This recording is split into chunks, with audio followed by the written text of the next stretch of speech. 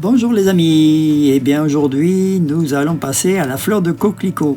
Vous avez tous entendu parler de la crème de cassis. Eh bien nous allons faire de la crème de coquelicot. Alors voyez ici, on a le bouton en bas et le calice en haut et vice versa. Alors avec ce calice, essayez de repérer l'endroit où vous allez voir ces coquelicots dans les champs. Et puis dans quelques semaines, vous allez récolter ce calice. Et avec ce calice, vous aurez des graines que vous sèmerez en septembre. Et pour le printemps 2027, vous aurez ces fleurs de coquelicot chez vous.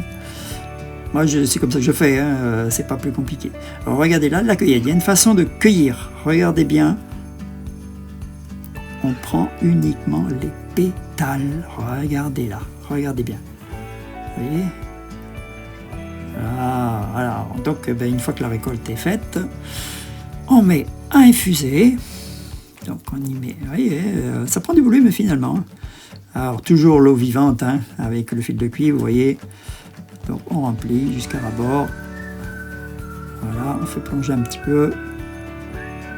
Voilà. Et toute l'infusion pour la nuit. Voilà, on laisse tout ça infuser tranquillement à froid toute la nuit. Et donc le lendemain, eh bien, on s'occupe de cette opération de pré-cuisson. Vous voyez, déjà, avant la cuisson, déjà l'eau est bien colorée. Regardez déjà. Vous voyez, une jolie couleur en plus. Hein. Et là, voilà, donc première cuisson. Allez, on porte à ébullition 10 minutes, hein, pas plus, hein, ça va très vite. Donc on filtre, hein, comme d'habitude. Et surtout, n'oubliez pas de bien appuyer dans le tamis, parce que le meilleur du jus se trouve au fond du tamis. Alors ensuite, on repart pour la deuxième cuisson.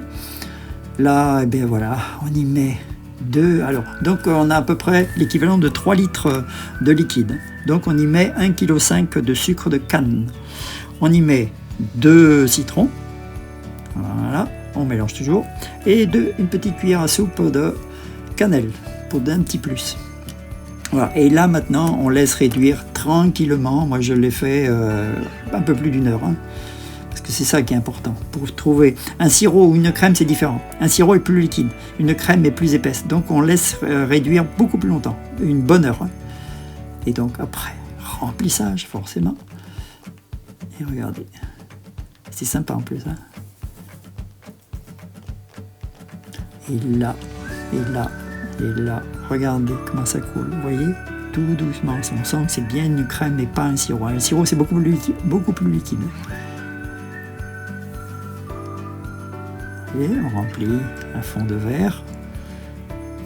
On va y mettre une eau gazeuse fraîche. Donc vous voyez, c'est bien naturel parce que la crème, elle met un peu plus de temps à se mélanger. Donc il ne faut pas hésiter, hein, avec un petit bâtonnet. On mélange et là, je sens que je vais me régaler. Et oui, grosse surprise, hein. C'est incroyable. À chaque fois, on est surpris, mais c'est formidable, hein, extraordinaire. Alors quelques vertus justement sur cette crème de coquelicot. Il atténue la toux, les affections pulmonaires. Il est également somnifère. C'est donc beaucoup d'atouts. Hein. Donc d'où l'intérêt de le consommer. Et puis je vous assure que c'est tellement délicieux, on ne peut pas s'en priver. À très bientôt.